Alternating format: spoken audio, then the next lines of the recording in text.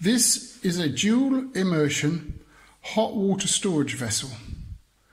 Now, it's designed to be used with an economy 7 tariff, which gives you cheaper electricity at night, but more expensive electricity in the day. Used correctly, you could actually reduce your bill quite considerably. So here we go. There are 2 buttons to the left. One marked on peak and one marked off peak.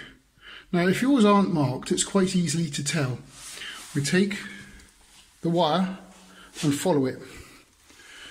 Now if wired correctly, the top immersion should be the peak rate as it heats the top half of the tank.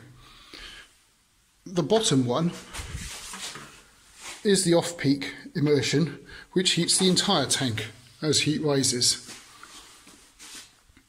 Having both switched on will cost you lots of money because, as you can hear, the hot water is being made at the moment during the peak time. The water will then heat the whole tank up, starting with the top half of the tank. And then when it gets to night time, when your cheap electricity flows, which is normally from 11:30 to 6:30, the water will already be hot. So there will be no work left to do for your off-peak electricity. So then you'll be spending about double on your hot water. So the correct way of using it is to have this switch turned off, which is the top immersion, and leave the off-peak switch turned on. What will happen now is the hot water will only be made from 11:30 to 6:30 at night and the morning.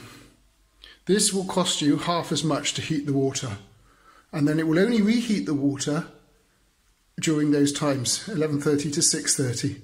If you do happen to run out of hot water, you can always turn the peak immersion on, but I would then turn it off as soon as it's done, because that will cost you loads of money if you leave it on. Okay, thanks for watching. Please hit the like and the subscribe button, and you can see more videos on how to save money. Thank you.